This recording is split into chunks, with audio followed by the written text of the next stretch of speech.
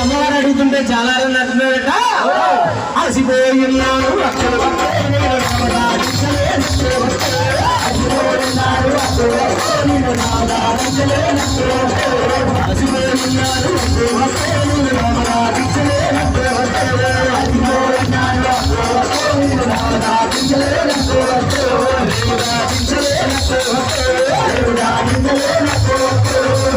ఈ మానవుడికి అసలు జాలి లేదని